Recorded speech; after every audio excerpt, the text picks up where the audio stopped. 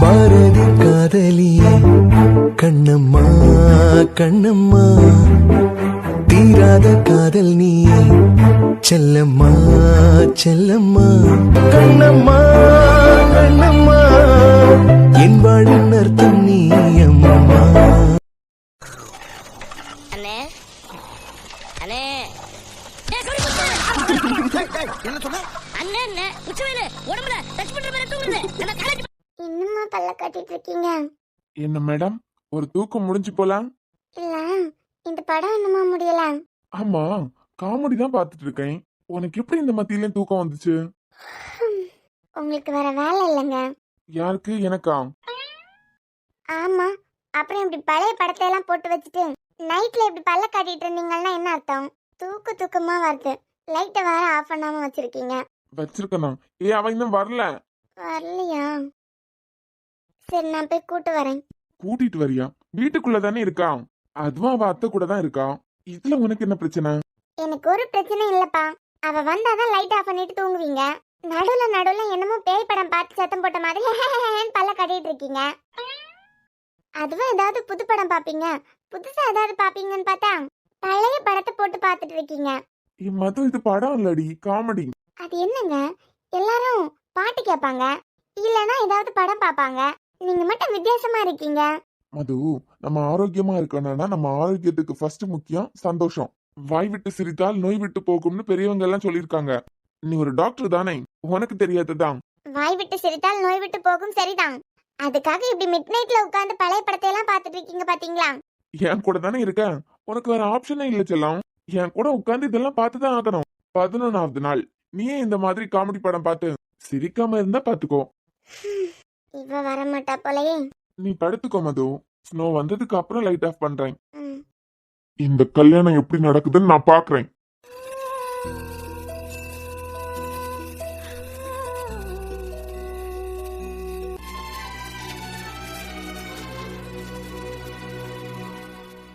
ஒரு தடவை அன்பு கிட்ட சவால் விட்டாரு.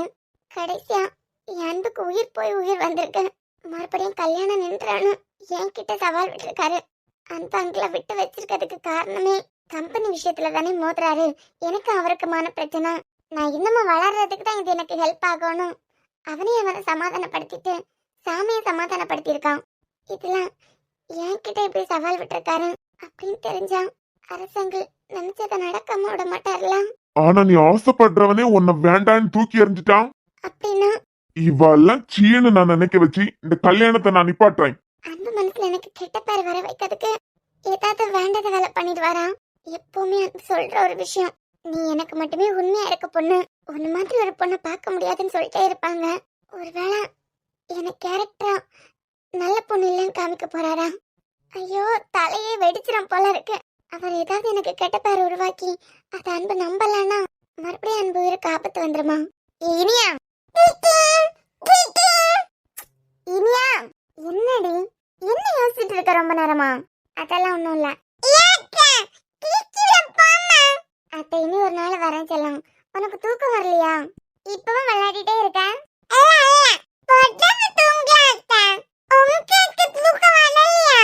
இல்ல ஸ்னோ, அத்தைக்கு தூக்கம் வரல. கதெல்லாம் வேண்டாம் தங்கம், அத்தைக்கு கொஞ்சம் தலைவலியா இருக்கு. நீ அத்தை கூட தூங்குறியா இல்ல அம்மா கூட தூங்குறியா? அப்படியா, அப்ப சரி. இப்ப என்ன, எது தலைப்புற காரியம் நடந்த மாதிரி மூச்சு தூக்கி வச்சிருக்க? அதெல்லாம் ஒண்ணும் இல்லடி, நீ அமைதியா இரு. சரி, அரசங்களை பத்தி நீ என்ன நினைக்கிற? அரசங்களை பத்தி என்ன நினைக்கிறேன்னு கேட்டதுமே சிரிக்கிறான். அரசங்கள் மாதிரி யாராலும் இருக்க முடியாது. ஏன் அப்படி சொல்ற? வெளியெல்லாம் அங்கிள் ரொம்ப கெட்டவரு, அவர் நினைச்சது நடக்கிறதுக்காக என்ன வேணாலும் பண்ணுவார், அப்படி இப்படின்னு நிறைய கேள்விப்பட்டிருக்கேன். ஆனா நம்ம வீடுன்னு வரும்போது அவருக்கு அளவுக்கு அதிகமான அக்கறையும் பாசமும் இருக்கு. ஓஹோ, ஏன் அப்படி? இனியா, உன்கிட்ட ஒரு விஷயம் சொல்றேன், அத யார்கிட்டயும் நீ ஷேர் பண்ண மாட்டல? மாட்டேன். சத்தியமா? இது எப்பவுமே அண்ணனுக்குலாம் தெரியவே கூடாது. தெரியக்கூடாதுன்னு இசை எனக்கு ப்ராமிஸ் வாங்கியிருக்கா. இசை ப்ராமிஸ் வாங்கினாலாம்? புரியல என்னன்னு. ஒரு 6 மாசத்துக்கு முன்ன இசை அக்காக்கும் இசை அக்காவோட ஹஸ்பண்டுக்கும் பயங்கர சண்டையெல்லாம் வந்து அக்காவை விட்டு அவர் போற மாதிரி எல்லாம் சிச்சுவேஷன் வந்திருக்கு. என்ன?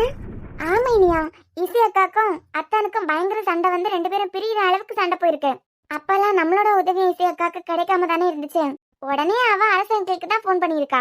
அங்கிள் தான் அவர் கூட பேசி மறுபடியும் 2 பேரையும் சேர்த்து வச்சிருக்காங்க. என்னடி சொல்றேன்? இப்படி இடி விழுற மாதிரி குண்டை தூக்கி போடுறேன். இசைக்கு அவ ஹஸ்பண்டுக்கும் பிரியிற அளவுக்கு என்ன சண்டை? ஐயோ இனியா இப்ப 2 பேரும் சந்தோஷமா தான் இருக்காங்களாம். பார்த்தெல்லாம் இதுலயே சாம் அண்ணாவா இசையக்கா தூக்கி போட்டதுக்கு பிறகு கூட அவர் பையன் இதனால எவ்வளவு வருத்தப்பட்டிருந்திருப்பாரு. அப்ப கூட நம்ம ஃபேமிலியில யாரும் இசையக்காக்காக இல்ல, ஆனா அங்கிள் அக்காக்காக இருக்காரு பாத்தியா? அதான் சொல்றேன், நம்ம குடும்பம்னு வரும்போது அவருக்கு தனி பாசம். ஏன் இதெல்லாம் இசை உன்கிட்ட இப்ப சொன்னா? ஏன் இப்படி ஒரு விஷயம் நடந்திருக்கு, வீட்டுல உள்ளவங்க கிட்ட சொல்லணும்னு உனக்கு அறிவில்லையா? இத்தனை பேர் வீட்டுல இருக்கோம். ஏன் இனியா இது தப்பா? இசைதான் வீட்டுல உள்ளவங்களுக்கு தெரிஞ்சதுன்னா எல்லாரும் வருத்தப்படுவாங்க, கஷ்டப்படுவாங்க அப்படின்னு ஃபீல் பண்ணி யார்கிட்டயும் சொல்லாதேன்னு சொல்லிட்டு போனா. வித்யா, அரசு அங்கிள் யாரோ ஒருத்தர் தான், அவருக்கு கூட இசை பத்தி தெரிஞ்சிருக்கு. அவளுக்கு ஒரு பிரச்சனைனா நமக்கு தெரியறதா முக்கியம். இதெல்லாம் நீ பெரியவங்க கிட்ட சொல்லலைனாலும் அப்பவே என்கிட்டயும் அன்பு கிட்டயும் சொல்லிருக்கணும்ல. இனியா அவ ப்ராமிஸ் வாங்கிட்டு போனாலாம். நிஜமாவே இதெல்லாம் யாருக்காச்சும் தெரிஞ்சதுன்னா பாதி பேரு ஒருத்தர் மனசை கஷ்டப்படுத்திட்டு போனாலாம் இது தேவைதான் அப்படின்னு சந்தோஷப்படுவாங்க. ஏன் உங்க ருக்கு அத்தையே அப்படி சந்தோஷப்படலாம். அப்புறம் அன்பு அண்ணனே தேவைதான் கூட சொல்லலாம். அதெல்லாம் இசையோட மனசு இன்னும் கஷ்டப்படுத்தலாம். அதான் அங்கிள் பிரச்சனை சால்வ் பண்ணிட்டாரே. நீ இசைக்கு கால் பண்ணி கொடு. சரி, நீ இத பத்தி எல்லாம் கேட்காத அவகிட்ட. நீ அவ ஞாபகத்திலே இருக்கிறதுனால உனக்கு கால் பண்ணி கொடுக்குறேன். சரி, கால் பண்ணி தந்துட்டு எனக்கு ரொம்ப தலைவலியா இருக்கு, ஒரு காஃபி போட்டு எடுத்தறியா? இல்ல நானே போட்டுக்கவா? இல்ல நான் எதுக்கு இருக்கேன் உனக்கு, நானே எடுத்துட்டு வரேன். ஆமா செல்லம், அத்தைக்கு காய்ச்சல் தான்.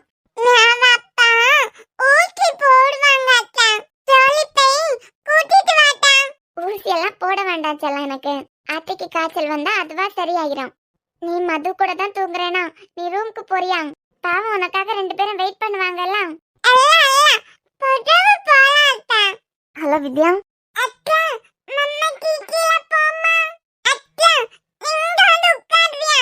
இனியா, எப்படி வித்யா போன்ல இருந்து கால் பண்ணிருக்கேன்? இனியான்னு கூப்பிடுறேன். அதான் இனியனை தான் குழந்தை வாய்ஸ் கேக்குறேன். வித்யாவா இருந்தா சித்தின்னு கூப்பிட்டுருப்பா, ஒன்னதானே அத்தன்னு கூப்பிடுவா. ஓ சரி, உன்கிட்ட ஒரு முக்கியமான விஷயம் கேட்கலாம் தான் போன் பண்ணேன். அது சரிம்மா, புது அண்ணன் வீட்டுல சந்தோஷமா கொண்டாடிட்டு இருக்க போல. உன்னை சந்தோஷமா அவர் வீட்டுக்கு கூட்டு போயிருக்காரு. உனக்கு என்ன, நீ ஹாப்பியா தான் இருப்ப. என்கேஜ்மெண்ட் வீடியோ வித்யா உனக்கு ஃபுல்லா அனுப்பி கொடுத்ததா சொன்னான். 2 days அப்புறம் தான் இந்த வீடியோ எங்களுக்கு கிடைக்கிறதா ஸ்டுடியோக்காரர் சொல்லிட்டு இருந்தாரு. வித்யாவை நானும் தான் பேசி உனக்கு அனுப்புறதுக்காக உடனே பார்த்துட்டேன். நான் வித்யா கிட்ட வீடியோ கால் பண்றதுக்கு சொல்லியிருந்தேன், ஆனா அங்கதான் சிக்னல் ஒழுங்கா இல்லலாம். சூப்பரா இருந்துச்சு. ஆனா ஒண்ணு என்னன்னா இனியா, ஆனா ரொம்ப சந்தோஷமா இருந்த மாதிரி இருந்துச்சு. நீதான் முகத்தை தூக்கி வச்சிட்டு இருந்த மாதிரியே ஃபீல் ஆச்சு. அதெல்லாம் ஒன்றும் இல்லை, சும்மாதான். ஏன் இனியா, இனியனைத்தானே மிஸ் பண்றியா? இனியனை மட்டும் இல்லை இசை, ஒன்னையும் தான். எப்பவும் நம்ம 4 பேரும் தானே அந்த வீட்டுக்குள்ள அடிச்சுப்போம், சண்டை போட்டுப்போம், ஒன்னா விளையாடுறது எல்லாமே.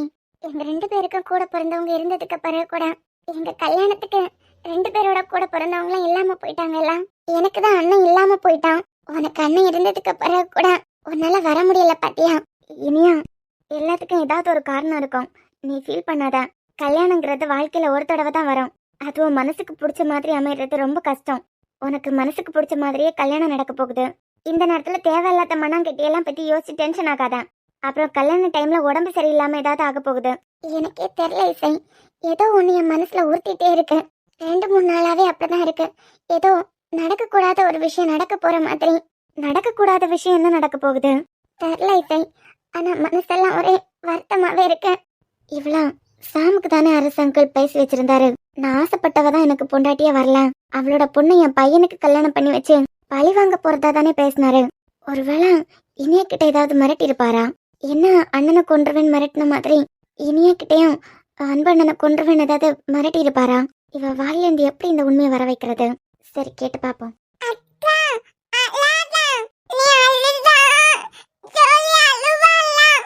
நான் அழல, நீ அழாத, நீ மது கூட போய் தூங்கு போ. இனியா குழந்தம்னா அழுறத நிப்பாட்டு. ஃபர்ஸ்ட் நான் உன்னை கேட்கறதுக்கு பதில் சொல்லாம். நான் டைரக்டாவே கேட்கறேன், அரசு அங்கிள் ஏதாவது மிரட்டினாரா உன்னை? உனக்கு எப்படி அந்த ஆள் புத்தி எனக்கு தெரியாதா? நம்ம வீட்டுல யாராவது சந்தோஷமா இருந்தா சந்தோஷமா இருக்க விட்டுருவானா? அவர் என்ன மிரட்டினாரான்னு கேட்டா உனக்கு எப்படி தெரியும்? அப்போ நான் நினைச்ச மாதிரியே அந்த ஆள் மிரட்டி இருக்காரா? உன்ன எப்படி மிரட்டினாரு? அதாவது இசை, இந்த கல்யாணத்தை நடக்க விட மாட்டேன். அன்பு மனசுல என் மேல ஏதோ கெட்ட பேரை உருவாக்கி இவ்வளோ இவ எனக்கு வேண்டான்னு அன்பே சொல்ற மாதிரி, என் அன்பு இந்த கல்யாணத்தை நிப்பாட்டுற மாதிரி சவாலெல்லாம் விட்டுட்டு போயிருக்காரு இசை. என் மேல அவனுக்கு இது வரைக்கும் எந்த இடத்துலயும் வெறுப்பு வந்ததே இல்லை. எப்பவுமே கேரக்டர் வைஸாகவும் இந்த மாதிரி நல்ல பொண்ணு யாரும் இல்லைன்னு சொல்லியிருக்கான். அன்புக்கிட்ட என் பேரை கெட்ட பேராக்குனா நான் உடஞ்சிருவேன் இசை. இதனால அன்போட உயிருக்கு மறுபடியும் ஏதாவது ஆபத்து வந்துருமோன்னு கூட பயமா இருக்கு. இனியா அந்த ஆள் அண்ணன் உயிரை வச்சு ஏதாவது பிளாக்மெயில் தான் பண்ண முடியுமே தவிர எதுவும் பண்ண முடியாது. அந்த ஆளால எதுவும் பண்ண முடியாதுன்னா அவன் பேச்செல்லாம் கேட்டு நான் இங்க இருக்கிறது வரைக்கும் அவனால மிரட்ட மட்டும்தான் முடியும். அவனால அண்ணன் உயிருக்கு ஏதாவது ஆச்சு அடுத்த நாளே நாங்க இருப்பேன்னு அந்த ஆளுக்கு நல்லாவே தெரியும். ஒண்ணுதான் இசை, அதாவது இனியா சாம தான் உனக்கு கல்யாணம் பண்ணி வைக்கலான்னு அரசனுக்கு ஆசைப்பட்டாரு. அவர் ஆசைப்பட்டு ஒரு விஷயம் நடக்கலைன்னா இப்படி எல்லாம் பிளாக்மெயில் பண்றவர் தானே. என்ன இது வரைக்கும் நம்ம குடும்பத்துக்கு கூட அவர் மோதினதில்ல. மோதினா எப்படி இருக்குன்னு தெரியும்ல. இப்ப நீ எனக்கு கொண்டு சொல்ல. இப்பதான் வித்யா சொல்லிட்டு போறான் உனக்கும் ஹஸ்பண்டுக்கு அங்க என்னமோ ப்ராப்ளம் நடந்து அதை அரசு அங்கிள் தான் தீர்த்து வச்சாரு. மறுபடியும் உங்க 2 பேரையும் சேர்த்து வச்சதே அரசு அங்கிள் தான் சொல்லிட்டு போறான். ஸோ இந்த பைத்தியக்கார இன்னொரு பிரச்சனை உருவாக்கி வச்சிட்டாளா? ஹலோ இனியா, அது வித்யா கிட்ட ஒரு சிச்சுவேஷனுக்காக நான் ஷேர் பண்ணது உண்மைதான். எனக்கு என் ஹஸ்பண்டுக்கும் ஒரு சின்ன ப்ராப்ளம் போச்சு. அவர் தான் பேசி தீர்த்து வச்சாரு.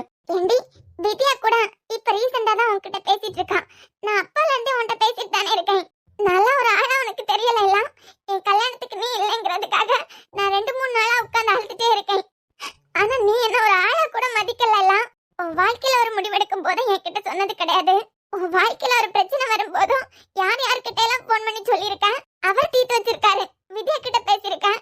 ஆனா என்கிட்ட இத பத்தி வாயை திறக்கல பாத்தியா? ஏன்னா வித்யா கிட்ட சொல்றது வேற, உன்கிட்ட சொல்றது வேற. இனியா, உனக்கு ஒரு விஷயம் தெரிஞ்சதுன்னா அது அண்ணனுக்கே தெரிஞ்ச மாதிரி. இனியா, தயவு செஞ்சு இதை பத்தி எல்லாம் அண்ணன் கிட்ட சொல்லிடாத. என் வாழ்க்கையில என்னமோ பிரச்சனை ஆயிடுச்சுன்னு ஃபீல் பண்ணிட்டு இருக்க போறான். கல்யாண நேரத்துல அவனை டென்ஷன் ஆக்காத ப்ளீஸ். இப்போ சந்தோஷமா தானே இருக்கேன். ஐ மீன் அவர் கூட தானே இருக்கேன். ஆமாண்டி, நாங்க ஒன்னா தான் இருக்கோம், சந்தோஷமா தான் இருக்கோம். இசை, எனக்கு ரொம்ப பயமா இருக்கு இசை. இப்ப வேற நான் மித்ரன் அண்ணா கூட இருக்கேன். அந்த வீட்டுல என்ன நடக்குதுன்னு கூட தெரிய மாட்டேங்குது. அன்போட உயிருக்கு ஏதாவது பிரச்சனை வந்துருமோ? அன்பு நிழல்ல இருக்கும் போது எனக்கு எந்த ஆபத்தும் வராதுன்னு எனக்கு தெரியும். என் பேரை கெட்ட பேர் ஆக்குறதுக்கு யாராலையும் முடியாது. ஆனா நான் இப்போ மது கூட எல்லாம் உட்கார்ந்துருக்கேன். அதான் பயமா இருக்கு இசை. இனியா, நான் சொல்ற ஒரு விஷயத்த நீ நல்லா கேட்டுக்கோ. எனக்கு தெரிஞ்சு மதுக்காவோட ஹஸ்பண்ட் ஆகாஷத்தான மாதிரி எல்லாம் கேர்லெஸ்ஸா இருக்க மாட்டாரு. அவர் ஒரு விஷயத்த முடிவு பண்ணி உன்னை இங்கேருந்து அங்க ஷிஃப்ட் பண்ணிருக்காருன்னா கண்டிப்பா அவன் பொறுப்பு மொத்தத்தையும் அவர் மனசார ஏத்துக்கிட்டு தான் இந்த முடிவு எடுத்திருப்பாரு. அவர் வீட்டுல நீ இருக்கிறது வரைக்கும் அண்ணன் கூட இருக்கிற மாதிரி சேஃப் தான். அதனால அங்க வந்து உன் பேரை யாராவது கலங்கப்படுத்திடுவாங்களோ அப்படியெல்லாம் பயப்படாத. அப்புறம் பயமுறுத்துறேன்லாம் நினைக்காத. குளிக்கும் போது ட்ரெஸ் சேஞ்ச் பண்ணும்போது எப்பவுமே கேர்ஃபுல்லா இருந்துக்கோ. ஏன்னா அவர் ஃப்ரெண்ட்லியா இருந்தா நமக்கு எந்த பிரச்சனையும் வராது. ஆனா அதுவே நமக்கு எதிரியா மாறிட்டா நம்மள அப்படியெல்லாம் பண்ண மாட்டாரு. தெரியும்ல, நம்மெல்லாம் ஒன்னா வளர்ந்தவங்க, அவர் தூக்கி வளர்ந்த பிள்ளைங்க. சும்மா சொல்றேன், பயமா இருக்குடி. இனியா, நீ மித்ரன் கூட இருக்கும்போது உனக்கு சேஃப் தான். இப்படி யோசி, உன் கல்யாண நேரத்துல உனக்கு எந்த பிரச்சனையும் வரக்கூடாதுங்கிறதுக்காக கூட கடவுளா உனக்கு இப்படி ஒரு பாதுகாப்பு போட்ட மாதிரி யோசி. யார்கிட்ட இதை சொல்லவும் முடியல. உன்கிட்ட ஷேர் பண்ணதுக்கு அப்புறம் தான் மனசு கொஞ்சம் ஃப்ரீயா இருக்கு. நான் அழல தங்கம், நீ அம்மாட்ட போறியா? நான் அழல, நீ அம்மா கிட்ட போ. சரி, உங்க கல்யாணத்துக்கு இன்னும் ரொம்ப நாள்லாம் இல்ல. நீ ரொம்ப நேரம் இப்படி முழிச்செல்லாம் உட்கார்ந்துருக்காத. வித்யா தான் கூட இருக்காளா, சந்தோஷமா இரு. சரி, நீ டைம் இருக்கும்போது என் கூட பேசிட்டே இரு. நான் இவ்வளவு சொன்னதுக்கு பிறகு கூட நீ உன் வீட்டுக்கு போகாம இங்கே ஸ்டே பண்ணிருக்க பாத்தியா? சரி, நான் அப்பவே சொல்லிட்டேன், இது என் அத்தான் வீடு. என் அண்ணன் கல்யாணம் பண்ணிக்கிற பொண்ணு மித்ரன் அத்தாவோட தங்கச்சியா இந்த வீட்டுல இருக்காங்க. அப்பனா என் அண்ணன் இருக்க இடத்துல நான் இருக்கேன். எந்த உரிமையும் இல்லாம நீங்களே இங்க இருக்கீங்க. ஆமா, நைட் இவ்வளவு டைம் ஆகுது. நீ இருக்க இடத்துல லேட்டா போனாலும் உன்னை தப்பா நினைக்க மாட்டாங்களா? வித்யா, மரியாதையே பேசு. உங்க வீட்டுல உள்ளவங்க பெரியவங்களுக்கு மரியாதை கொடுக்கணும்னு சொல்லி கொடுக்கலையா? ஓ சாரிக்கா. நீங்க என் அக்காவோட ஃப்ரெண்ட் எல்லாம்? ஆமா, நான் தான் ஒதுங்கிட்டேனே. உங்க எக்ஸ்ட்ரா வேண்டாம் பாஸ்டா வேண்டாம், என் பாட்டுக்கு நான் இருக்கேன். எதுக்கு என்ன தேடி தேடி வந்து சண்டை மூட்டிட்டே இருக்கீங்க? கொஞ்சம் வழி விடுறீங்களா ப்ளீஸ்? இனிக்கு தலைவலியா இருக்கான், நான் காஃபி போட போறேன். வித்யா, நான் தான் சொல்றேன்ல, நீ உன் அம்மா அப்பா கூட வளர்ந்துருந்தீனா உனக்கு நல்லது எது கெட்டது எதுன்னு சொல்லி கொடுத்துருப்பாங்க. அம்மா அப்பா இல்லாம அண்ணன் தானே உன்னை வளர்த்தான். அதனாலதான் ஆம்பளை பையன் இருக்க வீட்ல நீ வந்து வெக்கமே இல்லாம உட்கார்ந்துருக்க. நான் கூட நைட் டைம்ல இங்க ஸ்டே பண்ண மாட்டேன். இன்னைக்கு உனக்கு வெக்கம் இல்லாம இங்க வந்து ஸ்டே பண்ணிருக்க. இனி உன் தங்கச்சி ஸ்கூல் முடிக்க போறான். அவன் எப்படின்னு தெரியலையே. கண்டிப்பா உன்ன மாதிரி தான் அவளும். என்ன மாதிரி தான் அவளும். சொல்லு. நான் உனக்கு நல்லது தானே சொல்லிட்டு இருந்தேன். அதே நீங்க எப்ப வந்தீங்க? தண்ணி எடுத்துட்டு போக மறந்துட்டேன் அனாமிகா, அதான். சொல்லு, எங்க விட்டியா அதுல இருந்து ஆரம்பி. வயசுக்காச்சும் ஒரு மரியாதை கொடுக்கலாம்ல வித்யா. இது ஏன் அத்தான் வீடு. உனக்கு ரொம்ப வலிக்குதுன்னா இனியாக்கு கல்யாணம் ஆனதுக்கு அப்புறமா நான் இங்க ஸ்டே பண்ணாலாம் என்ன யாரும் கேட்க போறது இல்ல. ஆனா அதெல்லாம் எனக்கு தேவையே இல்ல. ஏன் கூட பேசுறியனா என்ன பத்தி மட்டும் பேசு. அது என்ன அம்மா அப்பா இல்லாம வளர்ந்த பொண்ணு தானே. நீ இருக்க இடத்த பாத்தியா? உன் அம்மா அப்பாவே உன்னை வேண்டான்னு தூக்கி போடுற அளவுல நீ நடந்திருக்க. இதெல்லாம் என் அண்ணன் வளர்த்ததுனால தான் என் கேரக்டர் இப்படி இருக்குன்னு. என் கேரக்டர் பத்தி பேசுறதுக்கு உனக்கு என்ன ரைட்ஸ் இருக்கு? என்ன நீ மரியாதை இல்லாம பேசுற? மரியாதைங்கிறது நம்ம கொடுத்தாதான் திருப்பி வரோம். நானும் பார்த்துட்டே இருக்கேன். இன்னைக்கு ஃபுல்லா வம்பிழுத்துட்டே இருக்க. வீட்டுக்கு போ அப்படின்னு. என்ன சாப்பிட்டான பொண்ணு நல்லா நினைச்சிடாத. எனக்கு மரியாதை கொடுக்கவும் தெரியும். தேவையில்லாம சீண்டிட்டே இருந்தா வாய் உடைச்சாலும் உடைச்சிருவேன். பாத்துக்கோ.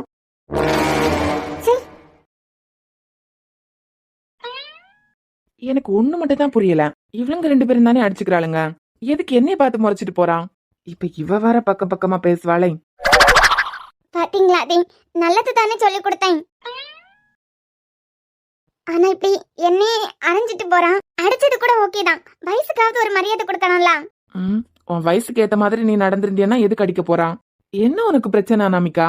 மித்திரனா அவள சொந்தக்காரங்க. இப்போ இனியாவ தங்கச்சியா ஏத்துக்கிட்டு இந்த வீட்டுக்கு கூட்டு வந்திருக்கான். இனியா கூட வித்யாவும் வந்திருக்கா. இங்க பாரு அனாமிகா, உனக்கு மித்திரனை பத்தி தெரியாது. இனியாவ தங்கச்சியா நினைச்சு இங்க கூட்டு வந்திருக்கானா வித்யாவும் அவனுக்கு இம்பார்ட்டன்ட் தான். இந்த மாதிரி நீ வித்யா கிட்ட பிரச்சனை பண்ணிட்டு இருக்கது அவனுக்கு தெரிஞ்சது. அதுக்கப்புறம் பெரியமா கிட்ட சொல்லி வேற மாதிரி தான் ஆக்ஷன் எடுப்பான். பொண்ணுங்க விஷயத்துல அவன் பார்த்துதான் முடிவெடுப்பானாலும் இந்த வீட்டுக்கு நீ வந்துட்டு போயிருக்கதும் ஒரேடியா வராம இருக்கிறதும் உன் கையில தான் இருக்கு. என்ன அதி, அவ வயசு பொண்ணு, நீங்க ஒரு வயசு பையன். ஷபா, என்னமோ இங்க உட்கார்ந்து லவ் பண்ணிட்டு இருக்க மாதிரியும் ரொமான்ஸ் பண்ணிட்டு இருக்க மாதிரியுமே பேசுறான். லூசு மாதிரி பேசிட்டு இருக்காதா நமிகா? அவ அந்த ரூம்ல இருந்து வெளியே வரதே இல்ல. நிச்சயதார்த்தத்துக்கு வெளியே போகும்போது அவளை நான் பார்த்தேன். அப்புறம் இப்பதான் பாக்குறேன். அது கூட நீ நிப்பாட்டி வச்சு பேசிட்டு இருந்த. அந்த டைமுக்கு நானும் கரெக்டா வந்தேன். அதனால பார்த்தனே தவிர அவ வேலையை பார்த்துட்டு அப்பவே கிளம்பிருப்பான். தயவு செஞ்சு எனக்கு டென்ஷன் ஏத்தாதாமா நீ. சரி, அவளுக்கு உனக்கு சண்டை. எதுக்கு சின்ன பொண்ணு திவ்யாவை எல்லாம் உன்ன மாதிரி பேசுன? உனக்கு அந்த ரைட்ஸ் யாராவது கொடுத்தாங்களா? இல்லாட்டி அவ புரிஞ்சுக்கணுங்கிறதுக்காக அவ அடிச்சிட்டு போறான். அதை பத்தி நீங்க ஒரு வார்த்தை கேட்க மாட்டேங்கிறீங்க. அன்னைக்கு வித்யா உன்கிட்ட எக்ஸ்ட்ராவா பேசினதுக்காக நான் அடிச்சேன். இன்னைக்கு நீ வித்யா கிட்ட பேசினது ரொம்ப தப்பு. அப்புறம் அவ பாட்டுக்கு அவ வேலையை பார்த்துட்டு இருக்கா. நீ தான் போய் சீண்டிட்டே இருக்க. ஆமா, வீட்டுக்கு கிளம்பல? இல்ல, அவ இங்க ஸ்டே பண்ணிருக்கும் போது நானும் இங்கதான் ஸ்டே பண்ணிருப்பேன். அனாமிகா, உன்னை இங்க பார்த்த உடனே நான் கேப் புக் பண்ணிட்டேன். இப்ப கேப் வரான், கிளம்புற வேலையை பாரு. இவ்ளோ நேரம் கால் பண்ணிட்டே இருக்கோம். யார் கூட பேசிட்டு இருக்கா? வேற யார் கூட? வீடியோ கால் தான் பிஸின்னு வருது. வாட்ஸ்அப் கால்ல தான் பண்ணிருப்பா. கண்டிப்பா இசை கூட தான் பேசிட்டு இருக்கணும். ஹலோ, ஏன் போன் எடுக்கிறதுக்கு இவ்வளவு நேரமா?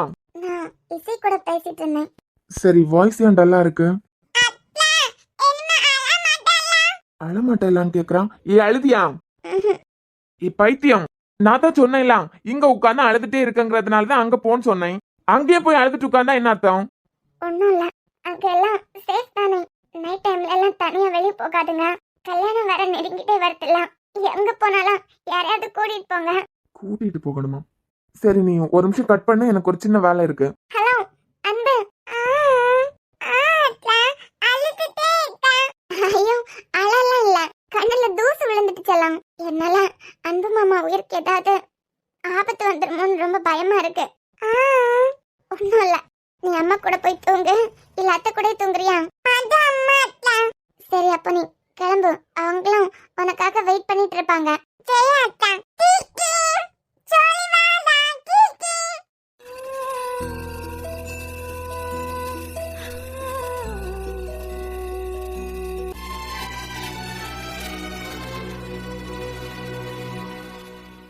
சாரி மித்ரன், உங்களை தொந்தரவு பண்ணிட்டேனா? அதெல்லாம் ஒண்ணும் இல்ல. என்ன இந்த நைட் டைம்ல? இல்ல, பேசிட்டே இருக்கும்போது அழுதுட்டா, அதான். மனசுக்கு பிடிச்ச பொண்ணு கண்ணுல கண்ணீர் வந்தா நம்மளால தாங்கிக்க முடியாதுதான். நீங்க போய் பாருங்க, ரூம்ல தான் இருக்கா. தேங்க்ஸ். ஒரு நிமிஷம் அன்பு, இது வரைக்கும் உங்க வீட்டுல உங்க எல்லாரும் கூடயுமே இருந்துட்டா. ஒருவேளை நான் கூட்டு வந்தது பிடிக்காம அழுதுட்டு இருக்காளும். சேச்சா, அப்படியெல்லாம் இல்ல.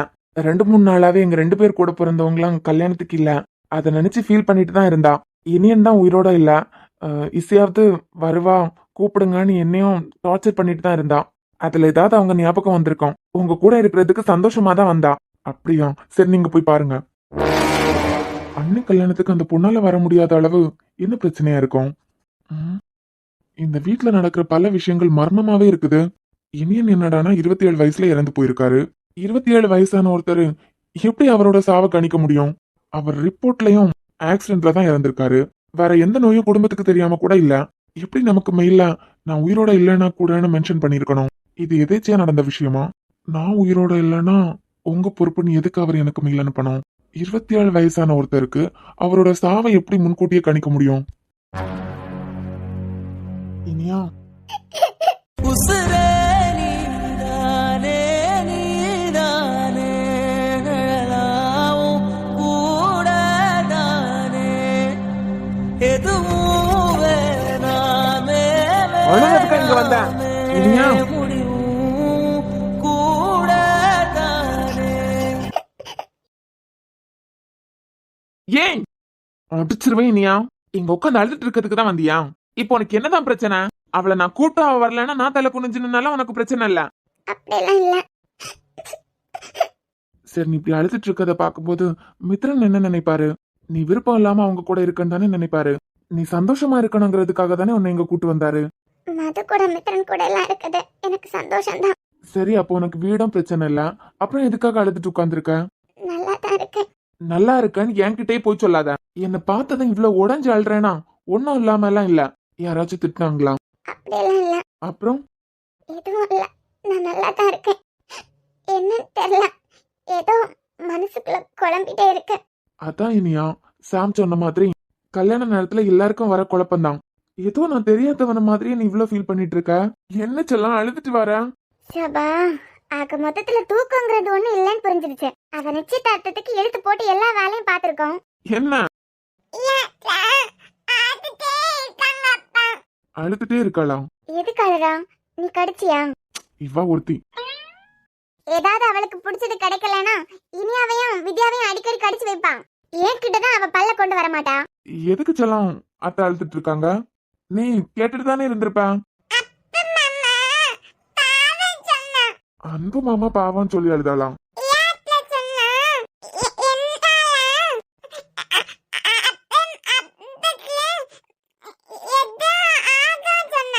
ஒண்ணுமே புரியலடி. படுத்து தூங்க. அவ எதையாவது நினைச்சு அழுத்திருப்பா. ரொம்ப தூக்கம் வருதா? அப்புறம் இன்னைக்கு தான் என்கேஜ்மெண்ட் முடிஞ்சிருக்கு. எல்லாரும் இழுத்து போட்டு எவ்வளவு வேலை பார்த்திருக்கோம். நான் மட்டுமா டயர்டா இருப்பேன்? நீங்களும் மண்டபம் வீடுன்னு எத்தனை தடவை அலைஞ்சிருக்கீங்க. மது, எனக்கு ஒரு விஷயம் சொல்றியா? விஆர் வீட்டுக்கும் வேற ஏதாவது யாருக்காவது ஏதாவது பிரச்சனை ஏதாவது இருக்கா? அதாவது விஆர் வீட்டுக்கு பகையாளிங்கிற மாதிரி. தாத்தா கூட எல்லாம் யாருக்கு பகை இருக்க போகுது? இல்ல இல்லன்னு வரவங்களுக்கு அள்ளி அள்ளி கொடுக்கறவர் தாத்தா. அந்த வீட்ல அலெக்ஸ் மாமாவையும் ருக்குவத்தையும் தவிர, அலெக்ஸ் மாமா கூட அத்தை தான் அப்படி நிறைய இடத்துல மாத்தி வச்சிருக்காங்களே தவிர எல்லாரும் நல்லவங்க தான். அந்த வீட்ல யாரு பகையா இருக்க போறா? அம்மா, திடீர்னு ஏன் அப்படி கேட்டீங்க? ஒன்னும் இல்ல, நீ தூங்கு. அன்பு வந்திருக்காரு. அவர் போனதுக்கு அப்புறம் டோர்லாம் லாக் பண்ணிட்டு வந்துடுறேன். கன்ஃபார்மா ஏதோ சம்திங் இருக்கு. சாம உருக்கி உருக்கி காதலிச்ச பொண்ணு எதுக்கு திடீர்னு எனக்கு இவனை பிடிக்கல, இவனை தான் பிடிச்சிருக்குன்னு அவசர அவசரமா கல்யாணம் பண்ணி வச்சிருக்காங்க. மித்ரா என் கல்யாணத்துக்கு வராததுல ஒரு சிச்சுவேஷன் இருக்கு. அந்த பொண்ணு எதுக்காக அண்ணன் கல்யாணத்துக்கு வராம இருக்கு? இல்ல நாம தான் மனசு போட்டு குழப்பிட்டு இருக்கோமா? டேய், என்னடா பண்ணிட்டு இருக்க?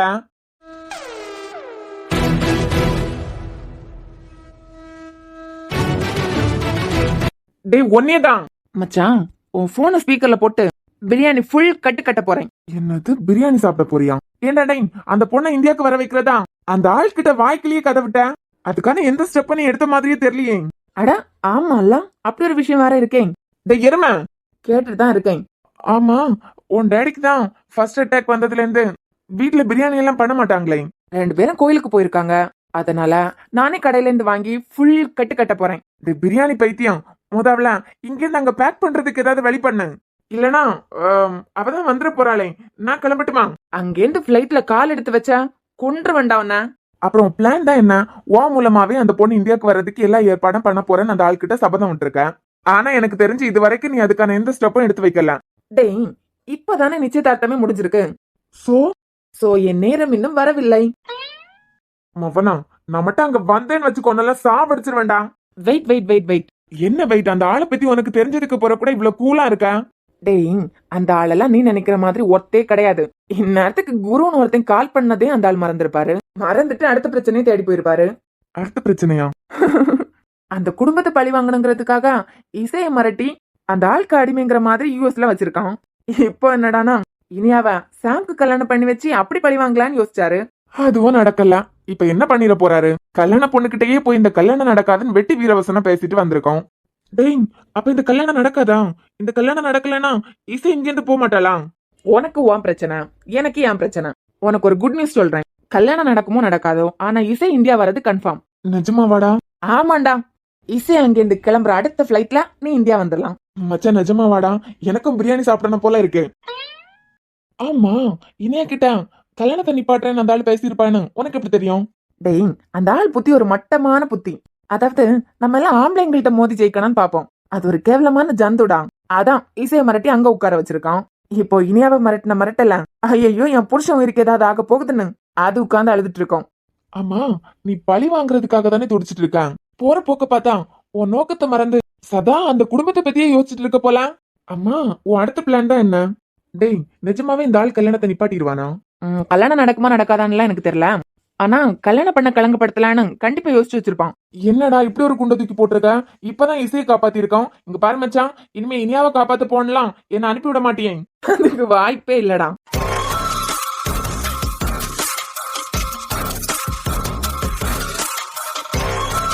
நான் ஆசைப்பட்டது நடக்கலனா எந்த எல்லைக்கு இந்த அரசு போவான்னு இன்னைக்கு எல்லாருக்கும் தெரியணும். இனியா, இந்த கல்யாணம் எப்படி நடக்குது நான் பாக்குறேன். உன்னை தங்கச்சியா நினைச்சு அவன் தப்பு பண்ணிட்டான். உன்னை தங்கச்சியா நினைச்சு அவன் வீட்டுல கொண்டு வச்சிருக்கானா? நீ அன்போட நல்லல இருக்கும் போதுதான் உனக்கு பாதுகாப்பு.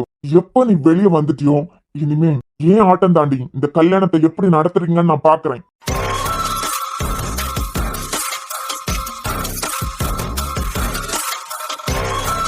எப்படிடா இப்படி எல்லாம் யோசிக்கிறான்?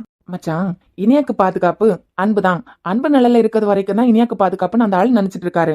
இப்போ இனியா அந்த டாக்டர் அந்த ஆளை பத்தி எனக்கு ஒழுங்கா தெரியல. ஏன்டா நீதான் அந்த குடும்பத்தையும் அந்த ஆளையும் லவ் பண்றியே, இதை மட்டும் விட்டு வச்சிருக்க? இது அவுட் ஆஃப் சிலபஸ் மச்சான். வெளியிருந்து யாரோ ஒருத்தர் வந்து அந்த வீட்டு பொண்ணா இனியனோட பொண்டாட்டியை 2வதா கல்யாணம் பண்ணிருக்காரு. அவரை பத்தி தெரிஞ்சுக்கிட்டு நோ யூஸ். சோ அவரை பத்தி நான் விசாரிக்கல. ஆனா இப்போ இனியா, அதாவது இனியனோட ஒய்ஃபோட செகண்ட் ஹஸ்பண்ட், அவர் கூட தான் இருக்கா. அரசு நினைச்சது ஈஸியா பண்ணிடலாம் நினைச்சிட்டு இருக்காரு. அப்புறம் இல்லையாடா, அன்போட நிலையில இருந்தாலே அந்த பொண்ணுக்கு பாதுகாப்புங்கிறது கஷ்டம்தான். அரசு நினைச்சா இதெல்லாம் ஒண்ணுமே தெரியாத புதுசா வந்தவர் கூட இருக்கா. எனக்கே அந்த பொண்ணை நினைச்சா பாவமா இருக்கு.